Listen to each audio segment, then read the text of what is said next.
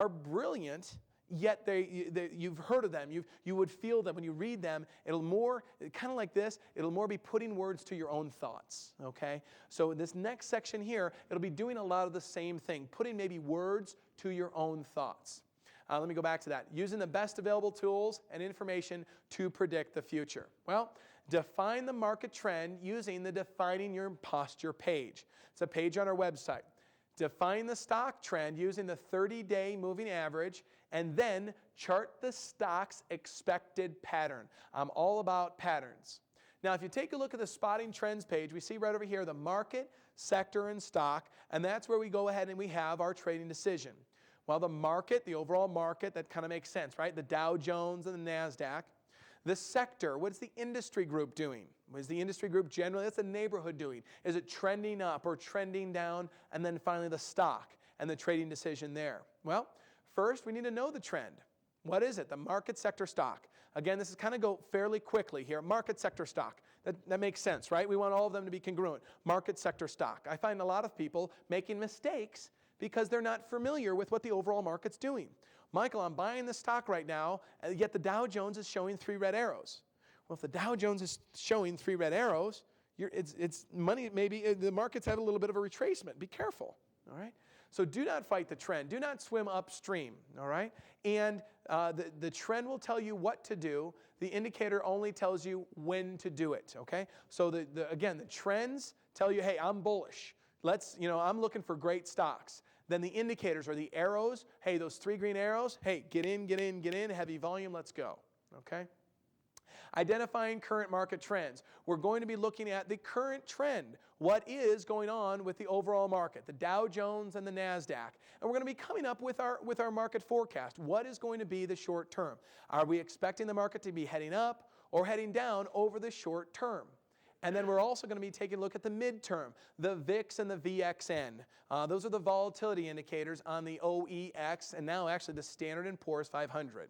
All right, over the midterm, what is our expectations? Now first, let's go to the Defining Your Posture on the Success Magazine site, and that will go ahead and show us the Dow Jones and the NASDAQ. Well, in the Dow Jones and the NASDAQ, what is it generally doing? Is it generally sloping up, down, or sideways? Well, if we'll take a look at the Dow Jones in this chart, you can see that it's generally sloping up.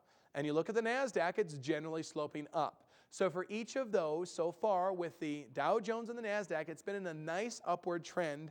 Therefore, we're going to be, short term, we're going to be bullish and bullish on the overall market. Consequently, we're going to be looking for stocks that are in overall bullish environments to be congruent with the overall trend. All right. We're then going to determine our market forecast. What is the market forecast? Are we short term? Over the short term, are we going to be short term bullish or short term bearish? Does the Dow Jones and the NASDAQ, do they have green and red arrows on their chart? It's kind of like we call drill down. We look at the 1-year chart, the 6-month chart, and then we go in closer. Well, we start with the 1 year. The whole market's moving up. Well, and then short term, over the short term, do we see red and green arrows? Is it short term? Is it moving above or going below its moving average? We're heading into earnings announcements. Well, what's happening? There's a lot of buzz going on. Do we have green arrows? Are companies coming out, overachieving earnings? Do we have people buying those stocks? That's kind of will help us in the short term. Do we see green and red arrows on the actual Dow Jones and NASDAQ itself? And then also the midterm. Do we see that the midterm is heading up or heading down? In this example, if you'll take a look at the screen here, we see the 30-day moving average on the trend. We can kind of generally see right over here that the whole trend of the stock is moving down, and then essentially it's now moving up. The 30-day moving average trend. We're all about trends. The trend is your friend. So no matter what the trend is, it is your friend. All right, so let's take a look at our chart trading pattern. Now that we are kind of basically neutral. First of all, we had our overall market with the Dow and the NASDAQ. We were kind of bullish on those. All right, now let's go ahead and take a look at the midterm, the VIX and the VXN. If you'll see there on the graph, it's been said before that when the VIX is high, it's time to buy, and when the VIX is low, look out below. You can notice there on the chart that when the VIX is high, it's time to buy. The VIX is low, look out below. If you'll see there that the VIX is quite low. And therefore, if the VIX is low, and let me give you a little background on that. What is the VIX and the VXN? They are the volatility indicators on the Standard & Poor's 500 as well as the NASDAQ. When we look at those, what it generally does, it is a put-call ratio. It measures how many puts are being bought over how many calls. The general thing to understand is this, is that it measures market sentiment, the amount of puts versus the amount of calls. And when there's an excessive amount, let's think about that. When there's an excessive amount of puts, people are bearish. When there's excessive bearishness, we know if everybody thinks the same thing, we're in trouble. That means the market's at a top. All right? Excuse me, the market's at a bottom. I'm sorry, the other way around. If everybody's bearish, everybody thinks it's going to go down. As soon as the last person thinks it's going to go down, as a contrarian indicator, pop, it's going to come back up. And then now let's do the other. Let's say everybody's bullish. Bullish. We're buying calls. It's going to go up. I'm buying on margin. It's going to go up. I remember this like it was yesterday. I got a stock tip from my grocery bagger. Young gentleman, 13, 14 years old, says, hey, do you want a stock tip? At that point, I knew everybody was in who was going to get in, okay? At that point, hello, sell everything you own, okay? All right, as soon as everybody thinks it's easy, it's too late, okay? So at that point, too much bullishness, and think about that yourselves, okay? Think about if you're bullish, you're going to put in, let's say, 80% or 90% of your money. And then it's easy to make money in the market. As soon as you're in the market, you're going to make money every single day. Then you put in 100% of your money. If everybody has 100% of their money in, then what does the market need to go up? It needs more what? It needs more money, right? It needs more cash flow. If everybody thinks the same thing, look out. Because somebody's going to flinch, and then the market, we're in trouble there, okay? So as soon as everybody thinks it's easy, look out. That was, by the way, a danger in day trading. There was gentlemen who were giving up their medical practices and dentists giving up their dental practices because it was so easy to make money day trading. It's not you need a skill set and you need nerves of steel to day trade, all right? 90% of day traders lose money if they don't have the proper education, all right? So just be careful. If everything seems that it's too easy, it probably is. In this case, we see that the VIX and the VXN, the volatility indicators on the overall OEX and Standard & Poor's 500 are low. Look out below. So just be careful. They're very, very low. In fact, we notice sometimes they can get to be extreme. The key here is that they can stay extreme for a while. Historically, we know that they range, 20 is historically low, 40 is historically high. As I'm filming this right now, it's even below 20. We know that the markets are historically high. Just be careful. You can still invest in this market, but just be careful. So if we go over here and we take a look at our chart, let me go back to that. There we go. We see that it's bullish. We're bullish on the market posture. We've taken a kind of look at the green and the red arrows on the Dow Jones itself. We see that we're neutral. And on the midterm, the VIX and the VXN, we're bearish. So that looks like, to me, a little bit of a mixed signal. Would you agree? A little bit of a mixed signal. So we say we're bullish, neutral, and bearish. Therefore, if we're bullish, neutral, and bearish, I'm going to say we're generally neutral. We're generally neutral on this, okay? Let's take a look at identifying the current stock trends. Let's focus on the slide here for just a minute. It says identifying current stock trends. Use the exponential 30-day moving average to see the current trend. Define the stock trading pattern for the potential entrance and exit points, okay? So if we see, here's the general trend. It's generally trending down. The stock's generally trending down. And here, of course, it's generally trending up. We're going to use these trends to help us forecast about how much it should move. That's called the chart trading pattern. Now, when we talk about chart trading pattern, everything has a pattern. Everything has a pattern. For example, let's take a look at your closet. For example, you have, slacks and jeans and you have some button-down shirts. Fast forward this conversation 10 years from now. Chances are you're going to have some slacks and jeans and some button-down shirts, or whatever, gentlemen. Or, when was the last time you bought a black miniskirt? It's been a long time, gentlemen, right? You've said it's been a long time, and that's your story. You're sticking to it, right? Okay, whatever it may be. The same thing as far as your refrigerator. Your refrigerator has food in it, correct? If we take a look at your refrigerator, it has, whatever it has, chicken or beef or lettuce or salads or, but you like bagels, whatever you have. Fast forward this 5-10 years from now, chances are it's going to have about the same thing in it, right? Hopefully just a newer version. of that, right? So you'll have, I like orange juice in the morning. You'll still probably buy orange juice. You like, I'm a big chicken eater. I like chicken. So I like the protein, or eggs in the morning, whatever it may be. It'll be about the same, all right? Kind of like your drive home from work. The drive home that you have from work probably is about the same way, right? You know there's different ways to do it, but it's your pattern. And that's what we're going to be talking about today as far as patterns are concerned. Charting the expected pattern of the stock. Everybody has a pattern. I have a trading pattern. You folks have a shopping pattern. This stock itself has a chart trading pattern. Now that it has this pattern, we need to understand the pattern and use it to serve us. Okay? Use it to serve us. We're going to look for the expected move. The expected move is the average distance from the 30-day moving average bounce. Bounce. Let's stay with me. Measuring the point from the 30-day moving average bounce to the high.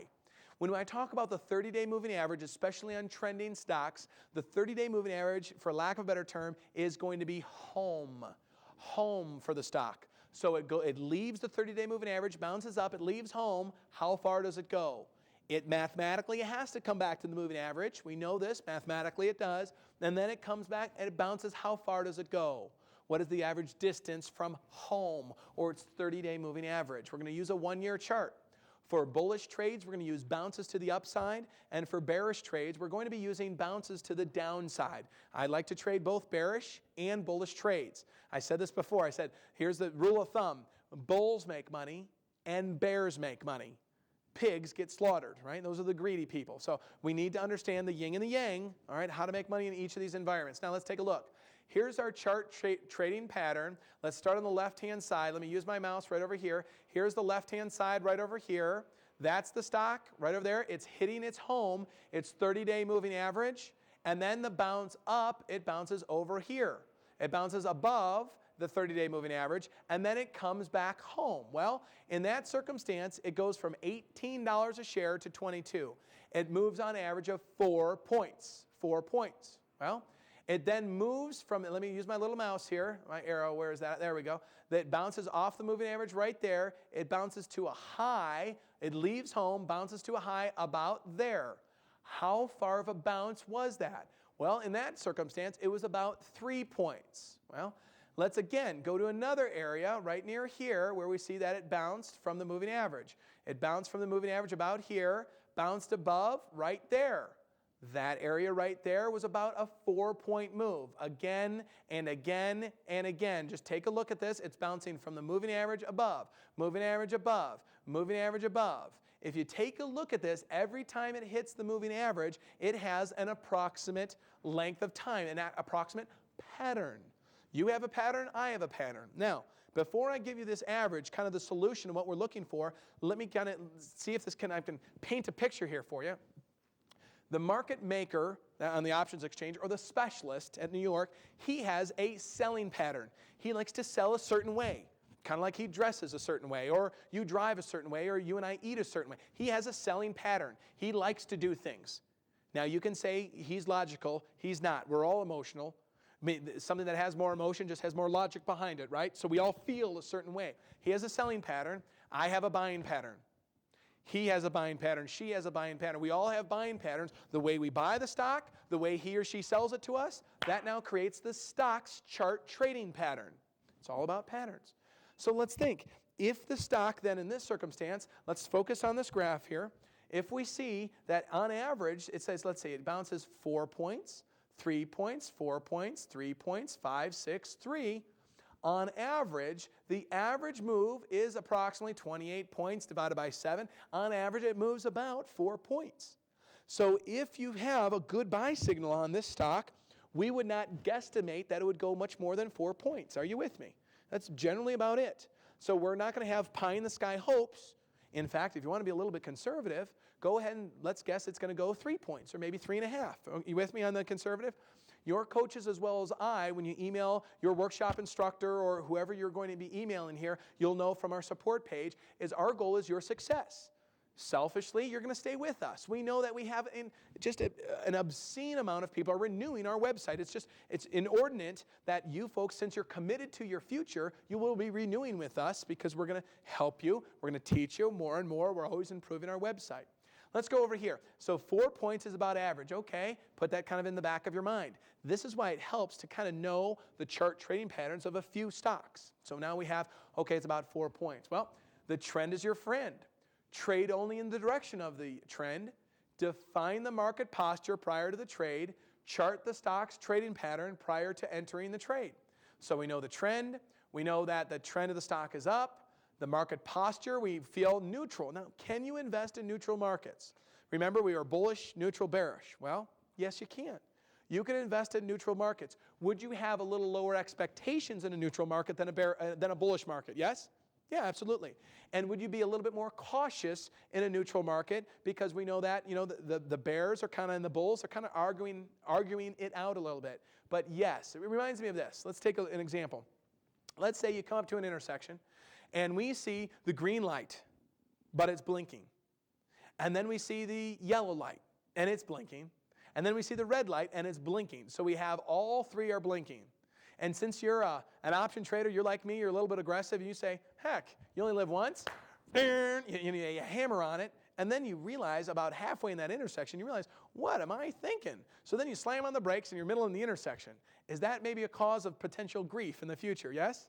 You're probably going to get T-boned or something like that. So what I encourage you, instead of, don't be that aggressive, just come up to the situation. We've got a neutral market. We may have some mixed signals. Well, wait a second. There's always good stocks. There's always good industry groups. There's always favorites. So then you say, oh, okay, left, okay. Oh, this gentleman's coming this way. Oh, this young lady's coming this way. Oh, well, wait a second. I think it's my turn. Let's go ahead and cautiously get out there in the marketplace and use your skill set that you're going to be learning and mastering through our coaching programs to learn more about this, all right? Now, reading charts for short-term investments. Here we go. A little bit of review. The trend is the stock in the industry. I'm going to kind of go over a little bit quicker of this because a little bit of review of your stock class. Indicators, the red and green arrows. Support and resistance. I've told you before that those are emotional levels for traders. And your volume, look for an increase of volume. Remember, kind of said to you before that the volume is kind of, we're showing what big institutions are doing, their footprints. When they're moving in a stock, you can't hide it. People will always come up to me in a workshop, and I appreciate this, coming up to me in a workshop, shaking my hand, and email me your stories too, by the way. I always love to hear the success stories. They'll say, hey, Michael, well, how did your website do in the times of, Enron and WorldCom? Did it protect you? Would I have not lost money, etc.? Answer, absolutely. Were there people getting out of those stocks in droves, yes or no? Yeah, insiders. Has anybody ever heard of, some of the insiders of Enron? Were they selling? Yeah. We have insider trading on our site, yeah. There was 3 huge flaming red arrows. In fact, they were actually flaming. No, I'm just kidding. I just made that up. But yeah, they were red right there, okay? So yes, following our system would have. The volume, look for an increase of volume. These should be familiar from the 5-step online investing formula material. Technical analysis for options, all right? So let's get into it. Where's the trend? Class, where's the trend? Is it trending up or trending down? Up, okay? So we've got an upward trending stock. All right, fine. Now let's evaluate our arrows. In fact, we see the stock is right over here. It's kind of bounced off the moving average, and we have a green bounce off the moving average. We scroll down here slowly. Let's scroll down here to MACD. We have a green. So far, so good. And if you remember from our stock class, we have a phantom or a ghost green off of the stochastics. So far, so good. All right? And let's take a look. How does volume look? Scroll down here to the bottom. Do you see a little bit of a volume spike there too? Folks, we've got 3 greens and we've got some heavy volume and the trend is up. We're good to go. All right? Now we have a positive trend, green arrows, no immediate resistance. And what I mean by immediate resistance, let me kind of give you a visual of this.